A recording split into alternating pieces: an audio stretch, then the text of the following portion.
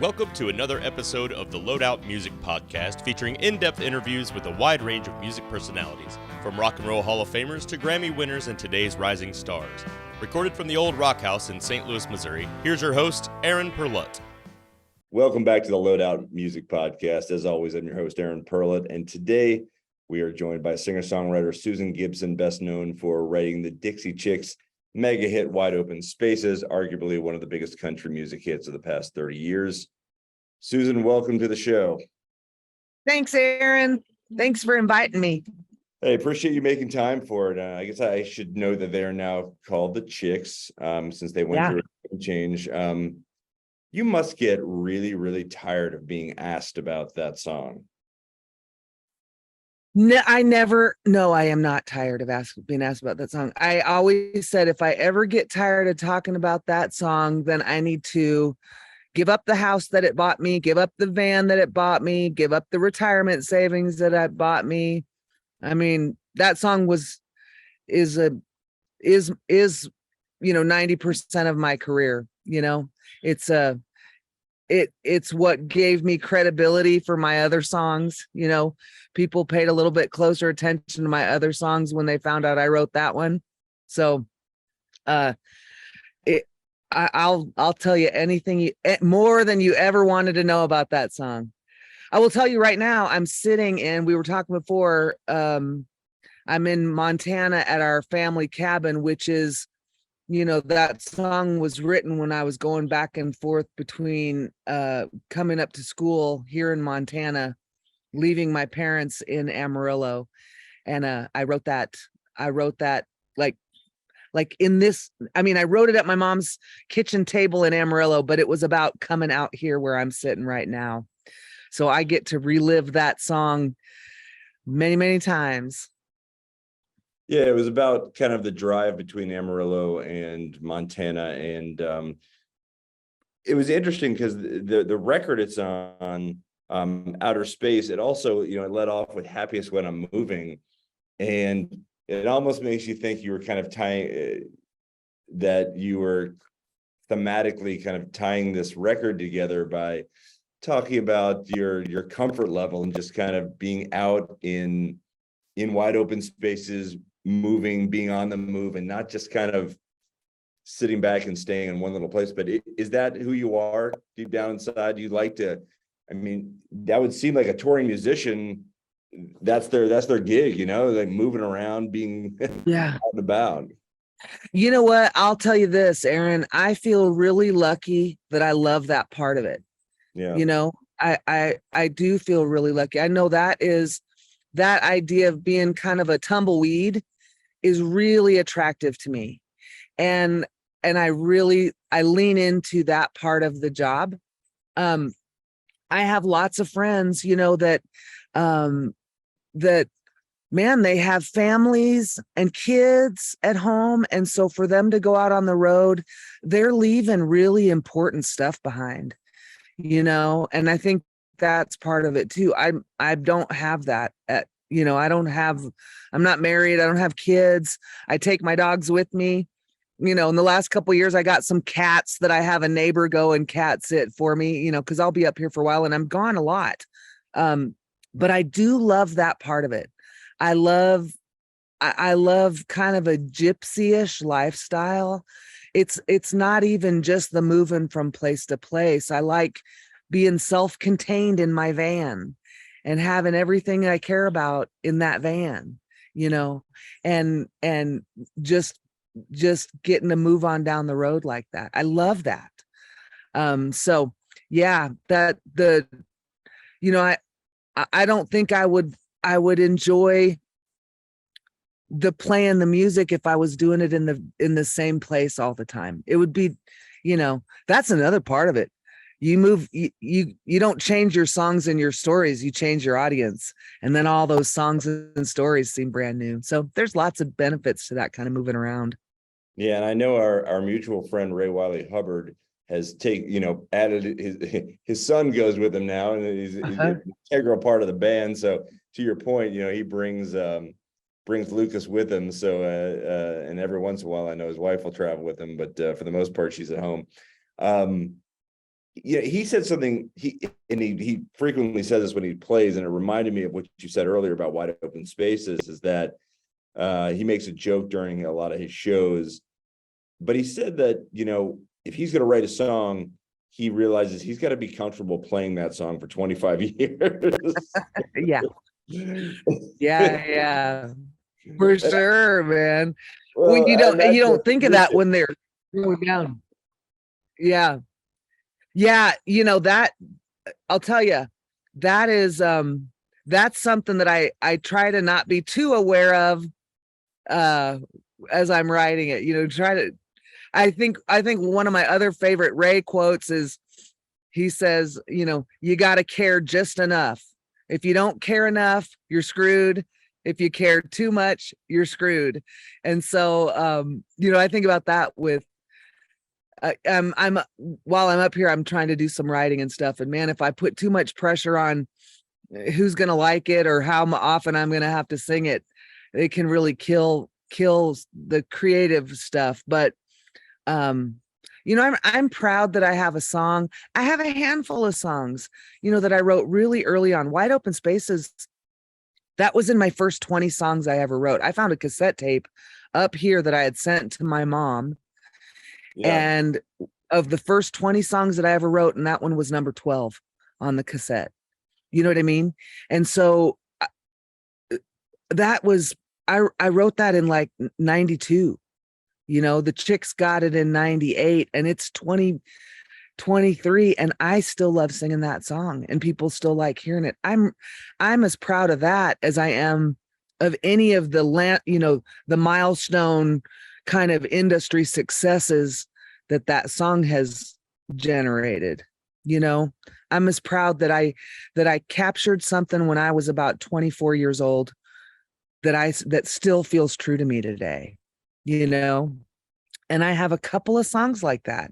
And then I have a couple of songs that I'm not embarrassed to sing, and then a lot of them have been replaced with stuff that I that is a little more current, that I have written, I have learned some stuff about songwriting and what feels true to my voice, that feels, that feels like it will also have that longevity to it. But to have been so inexperienced as far as writing goes, and have something that I still will pull out every night, I'm really proud of that. I'm grateful. Grateful is probably a better word than proud, because I've said this a lot, Aaron, but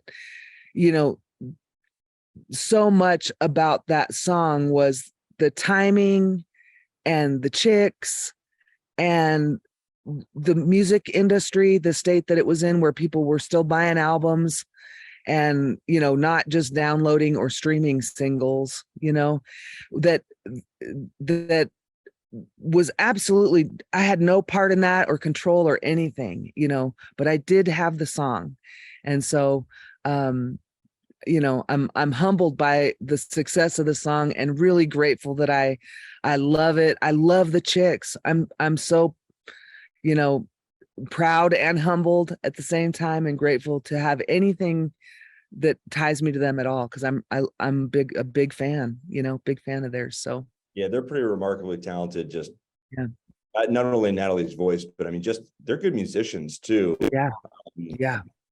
They were more, before she joined, they were more of kind of like a Texas swing band. Yeah. But I mean, the story goes that Natalie's father, Lloyd, who's kind of a legendary figure in music circles, heard that song, and he thought it would be ideal for her vocal range, which is ironically, melodically and vocally, it's a similar song, but it's very different. I actually prefer where the highs and lows end and begin in your version of it than I do hers. She goes so high. Her voice is pretty remarkable. Yeah.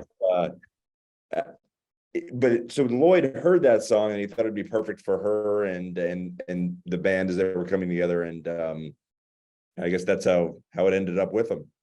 Yeah.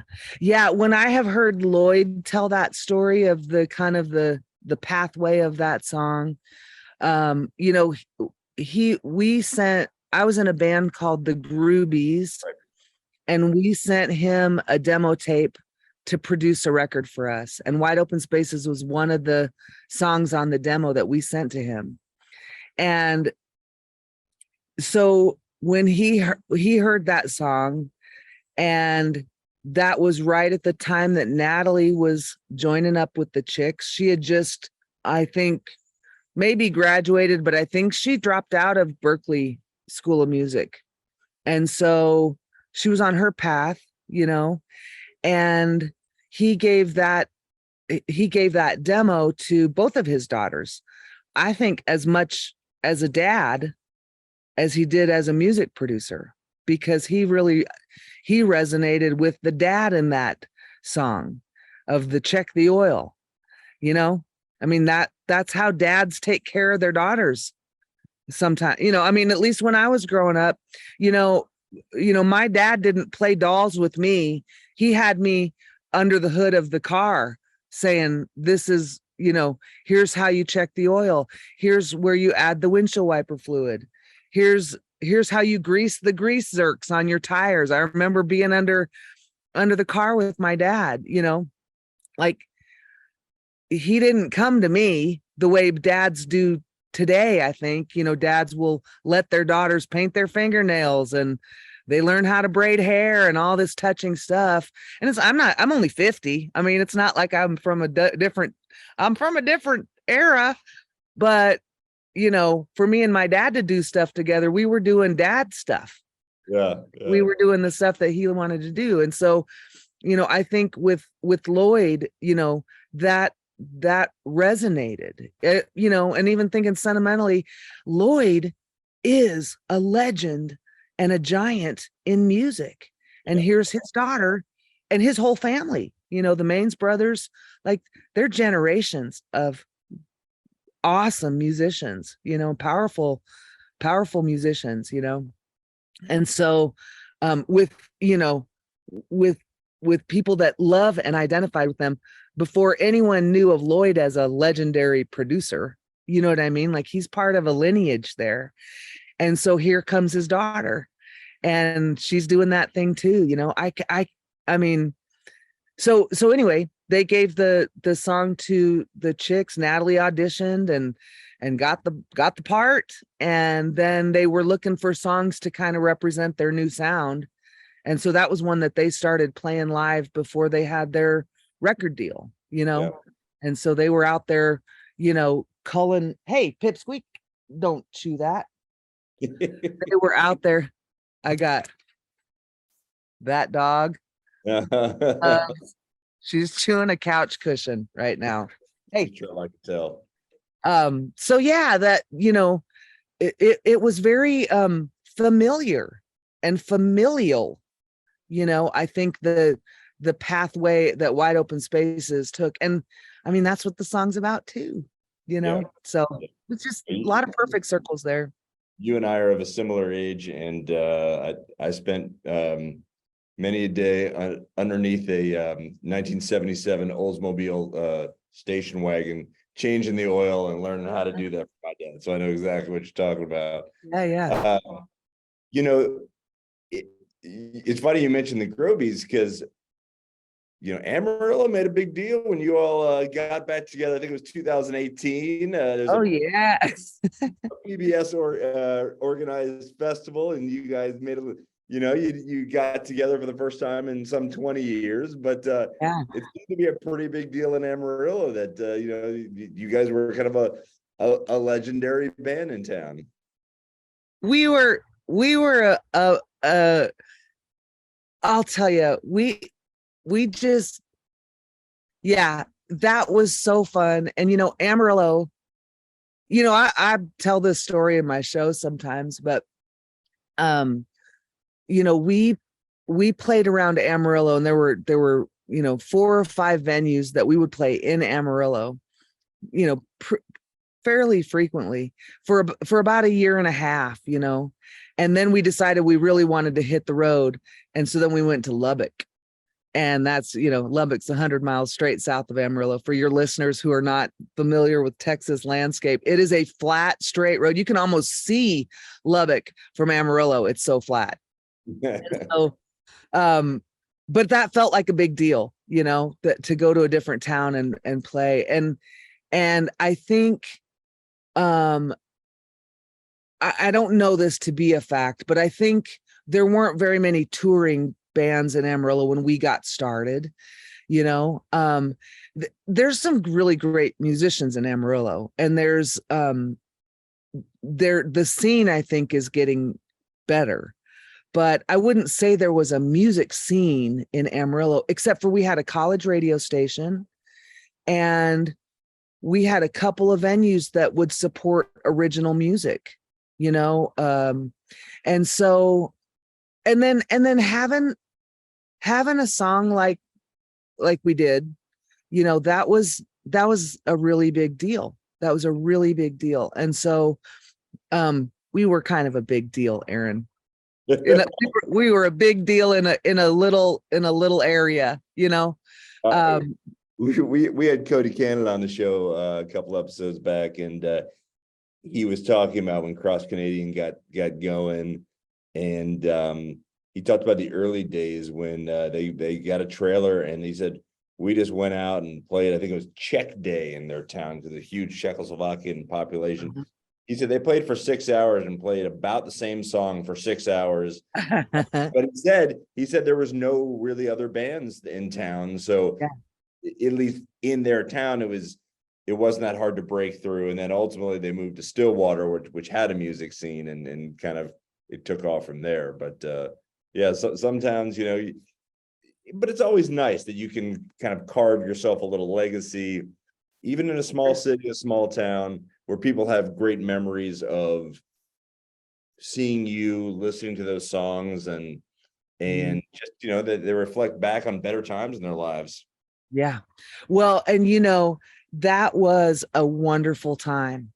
I mean, for me personally, that band was where I got an education for sure. And we didn't have any cynicism. You know what I mean?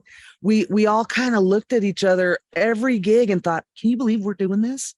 Like, can you believe this is it's working? Like, you booked the gig and they let us in, and here we are, and the people came and they're clapping, and whoa, they just bought a bumper sticker. You know what I mean? I mean, there was so much wonder there. And that was really a beautiful time. And we had a good time as a band. We were friends and really, really had a good time, playing and then getting to travel and have that adventure with a safety net of having your friends around you. That it was wonderful. And I really loved the music. I think our last record that we put out was where we had really kind of come into our sound. We had four records that we did, and that last one was really a good one. It's called, I don't know if it's available anywhere, but it's called Buy One Get 11 Free, and it is, I mean, it's a great record, yeah. And then we were done, and so but those were salad days there. Those were the, my first gigs, because I played cover songs and tried to slide in a couple original songs as a solo artist before I joined that band. But being in that band, and so many of my firsts were there, like the first time, people that weren't related to me were singing along with the words of the songs, that it wasn't just my mom and my sister that knew all the words to the songs. Right.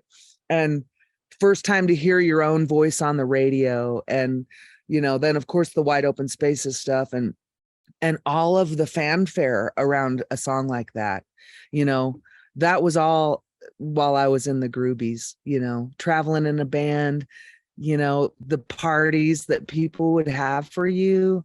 because that was their one night to cut loose. And then, and sometimes that became problematic too. It was their big party of the month and we were going to do it again the next night, so there was a little bit of that going on too. That was super fun, not sustainable, but super fun, Yeah. Well, so the problematic end of it, let's flash forward a little bit. I know you put out a record a couple years ago called The Hard Stuff. Mm-hmm. And there's a lot about sobriety in that period of your life and in that record. Talk a little bit about your sobriety and in that record and just kind of that your journey. I know a lot of us that play music that are recovering have been down this road. So but we each have kind of a slightly different story in terms of our own personal narrative on it. Yeah. Well, I'll tell you, it's the best thing that's ever happened to me, even taking into consideration something like the lightning strike lottery ticket of wide open spaces. Yeah. Even compared to that, getting sober has changed my life more profoundly, so I had a couple of pretty monumental flags that said it's time to get sober, Susan. And one of them was a car accident in 2010 where I broke my arm and I smashed my wrist. I've got, a plates here and plates there, both bones and stuff. And, I use this hand a lot when I'm playing guitar. It's really hard to do it. Yeah, we kind of need them. The hands and fingers are important. Yeah. So in that, in that window of time where I was, sitting at home waiting for my arm to heal, wondering even if it healed, would I be able to play guitar? And I'm not a great guitar player, but it's fundamental to what I'm doing. I saw, and I mean, I had all the stuff that you're imagining happen when you have a drinking problem, right? All of the lying, cheating, stealing, blaming other people for your own mistakes, all that stuff. I mean, that it makes good relationships incredibly hard to be an alcoholic, practicing alcoholic. So I had all of that stuff, but my turning point was thinking, okay, if I can't make a living by playing music at the level that I'm playing, so that means either, me playing my songs in Hayes County because I'm not allowed to leave the county because of my legal trouble, right? Or me,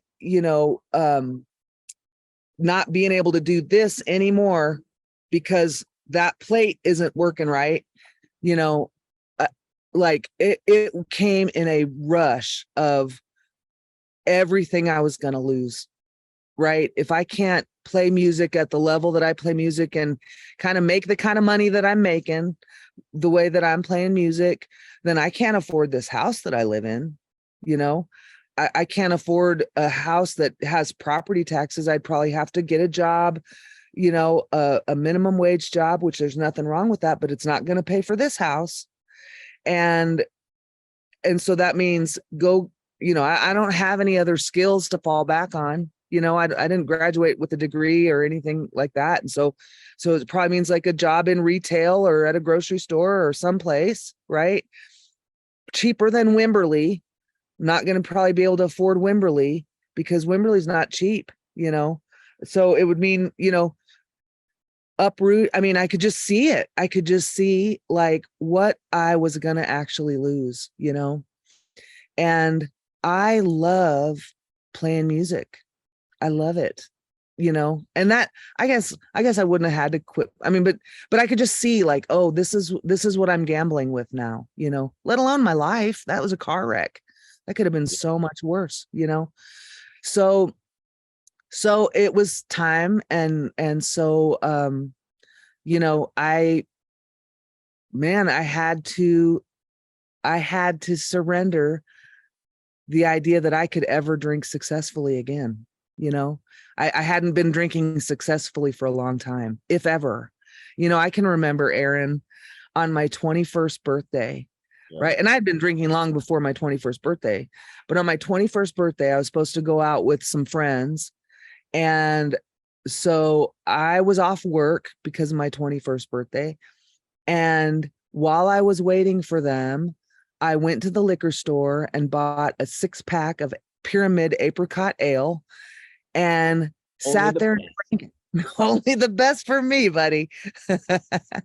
I liked it because it was real cloudy, and if you turned it up, you know, you got to kind of turn it up. But I sat there and drank that, waiting for them to get home from work so we could go out and party for my 21st birthday. And I didn't just, you know, wow, this is the first beer I could buy by myself legally. I'll drink it, and then my friends will get home and we'll all have. No, I was like, well, shit, I can't. Oh, sorry, I can't. You know, like, I don't want them to see that I've drank 3 beers. So I'll drink all 6 of them so I can get rid of the evidence. That was day 1 of my first legal drinking.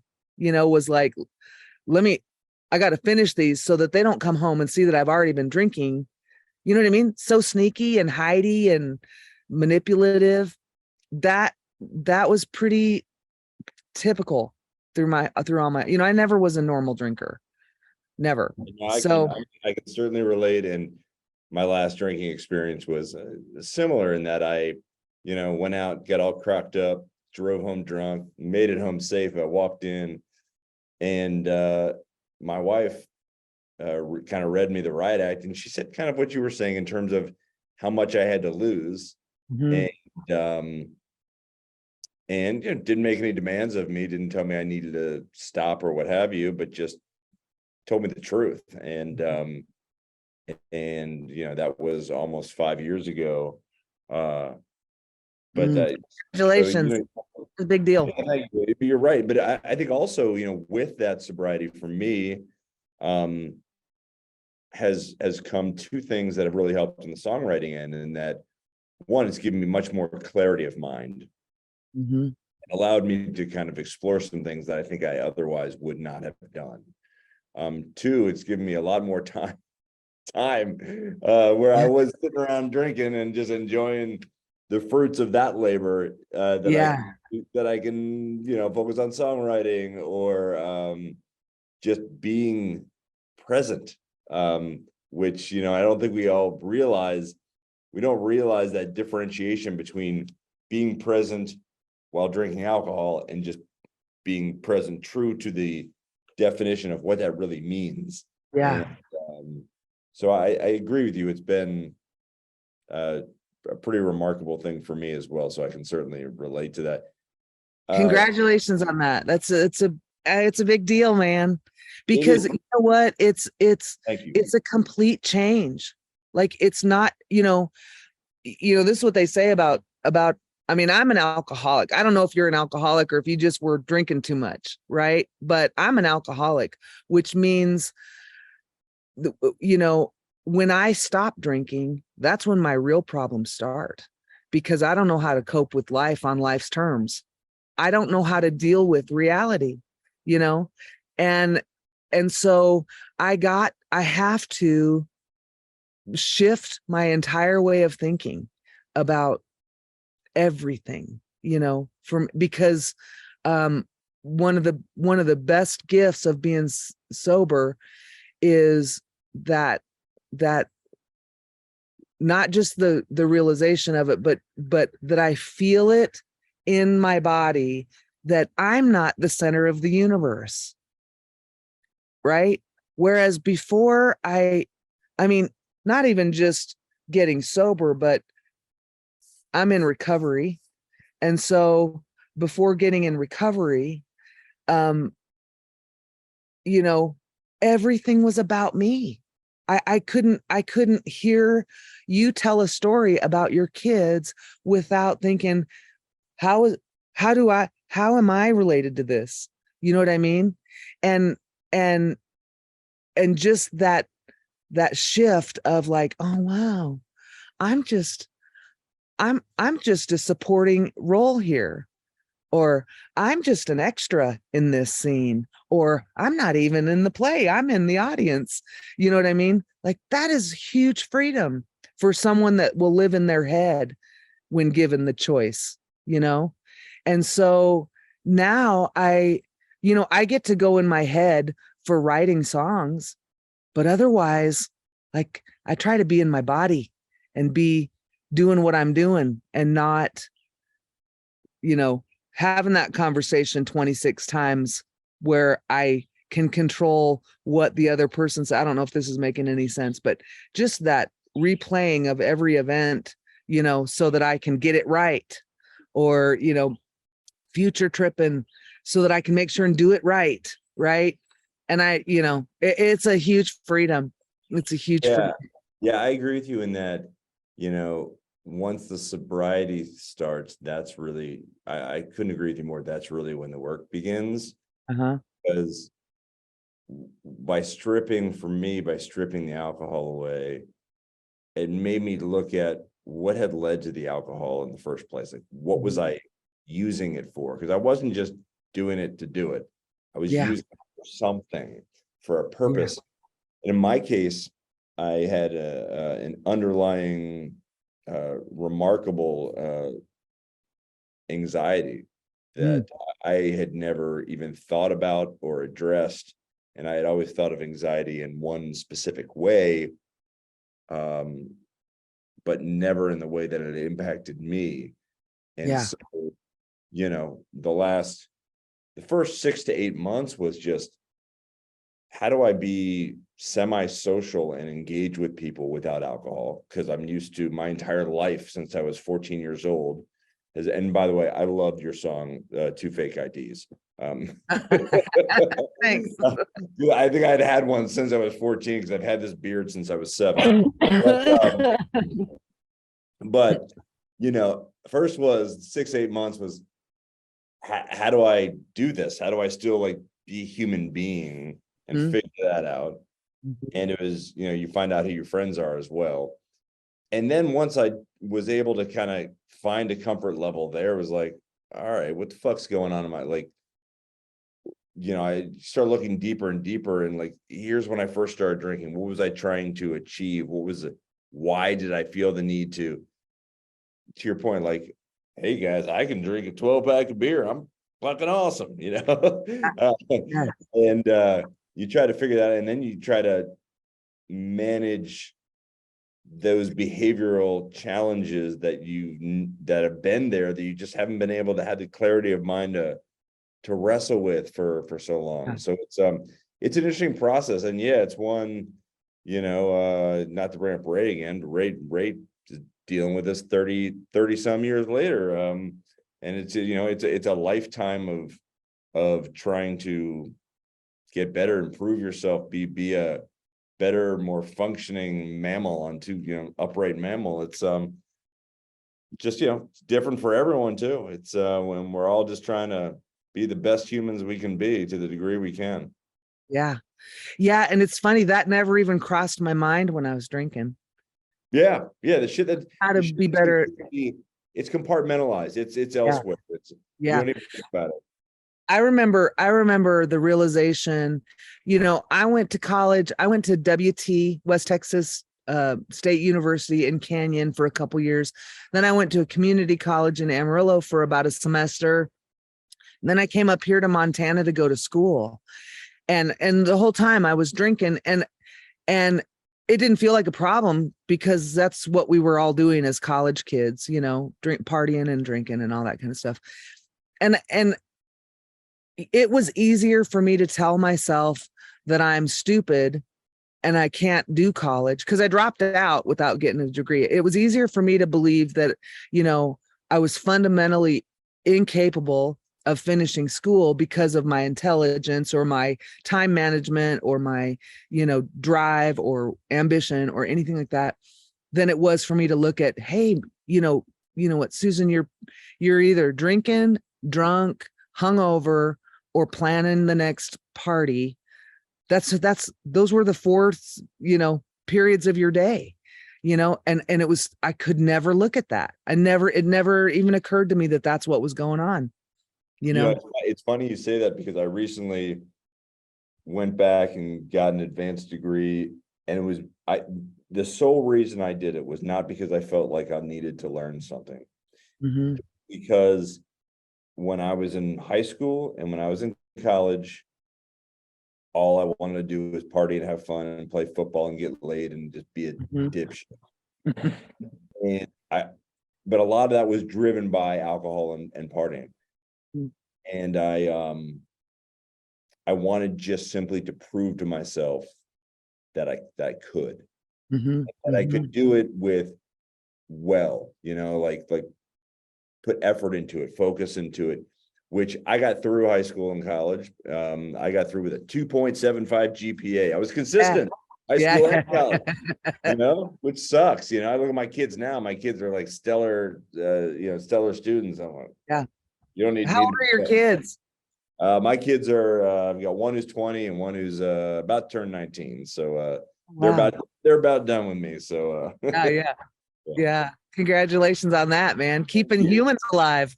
Yeah. It's amazing. Thank goodness for my wife. Let me ask you this though. So when you did that record, the hard stuff, was that,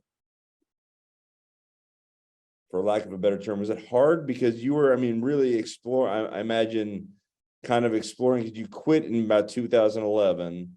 So, 7 years later or so, and I'm sure you started writing it before then, but was that a difficult challenge for you because you're kind of looking in some dark places that maybe had been a little difficult to do so? You know what? I wouldn't say that. I would say, okay, not to circle back around. So, we got to come full circle. You got to. Well, you know what? I feel like this, having wide open spaces, right? And I think about this all the time. Not all the time. But often. There's a line in that song that says she needs room to make her big mistakes. Yeah.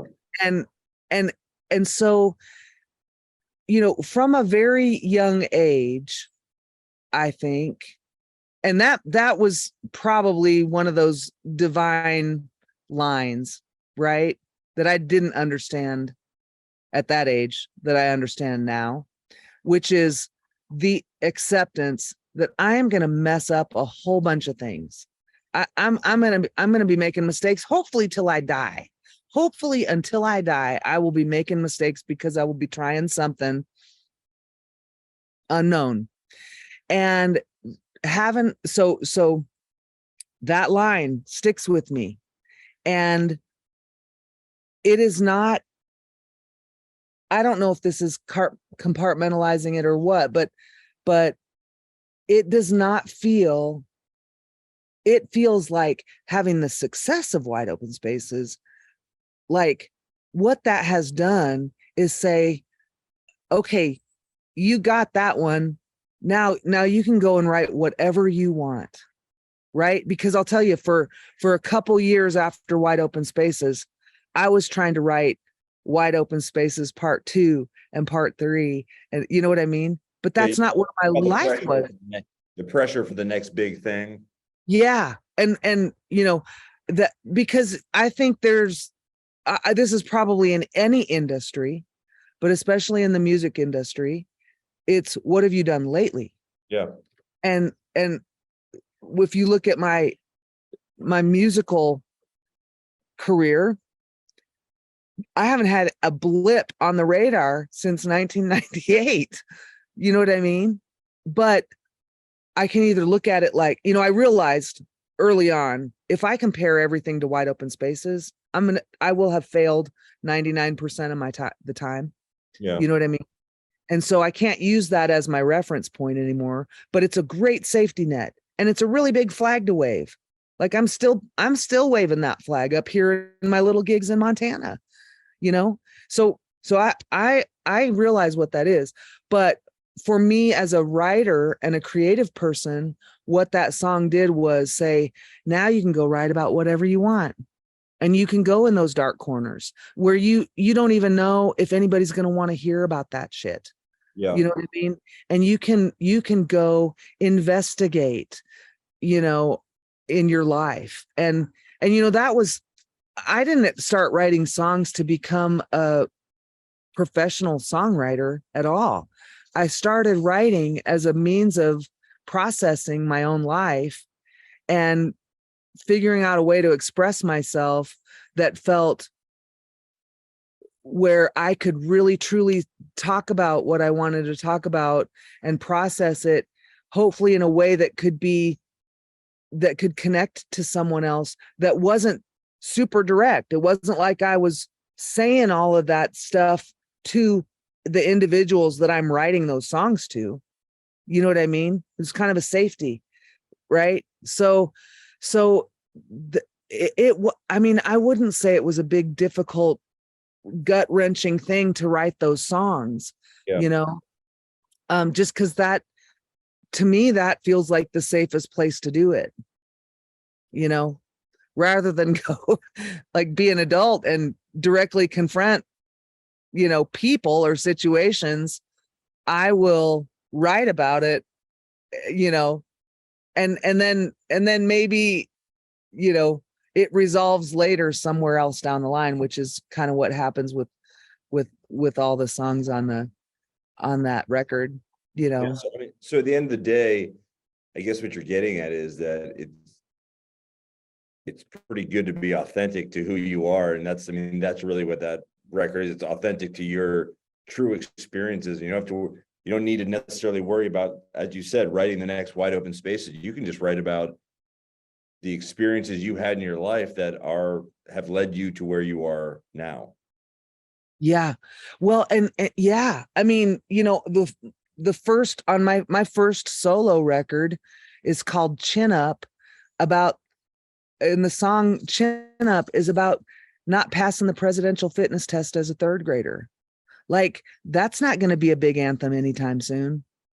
You know, You don't never know.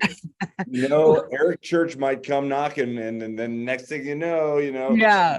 he's like, he gets on board with somehow he's like the new Schwarzenegger doing presidential fitness, and he wants to record that. And Yeah. boom, there you go. There it is. Have an agent go sell it. Yeah. I mean, yes. And you know what? That's the beautiful part of this stuff, Aaron. Our songs will live longer than we do, whether anyone, you know, covers them or not. Like they're permanent. Yeah. They're in our permanent records. You know what I mean? And so, you know, that's true. That's true. These things might have a life, you know, after I die, you know, but yeah, I think, I don't know the purpose of writing songs if it's not to be authentic and then see who resonates with that. Right. And, you know, what a luxury as a songwriter, and you know this, to indulge that process and engage with that process and really kind of do a little archaeological dig on your life, and how rewarding it is when, you know, a lot of that stuff on that record and a lot of my records, like those moments were my lonely moments. That's where I thought I was all alone in that feeling. And then you write a song about it and you play it and someone says, yeah, I know that feeling. I resonate with that feeling. That, you know, or that line might not even be the whole song. They'll just come out and pull out one line that really spoke to them. And they'll say, man, that's that it's like you're reading my mail, you know. That is a really emotionally fulfilling success, to go into your dark corner and tap into that feeling, or your big joy and tap into that feeling, and then connect with another human being through that song. There's a program called Soldier Songs, and it's one of those, it's kind of like Mary Gaucher's songwriting with soldiers. And it's songwriters working with veterans. And then you see these vets that they weren't really comfortable talking about some of their stuff unless it was with another vet, but maybe not even then. And they come in and they write a song that's their song, and then they sing that song and watch the light come on in other people's eyes, because that is a real specific experience that me as a civilian I'm not going to understand it. But sometimes they'll capture something that everyone will understand. Sometimes they just capture something that just other vets will understand. And it's a huge gift to not be alone in those feelings, in that experience. It's a wonderful gift that we have as writers, to kind of give some language to people that don't sit around all day and think about how they feel, and it reminds me of your single from a couple years ago, Compassionate Combat. That kind of articulated that to a degree. I love it that you know so much about my music. Well, Thanks for doing your homework. Hey, if you're going to spend your time with me, I need to spend my time.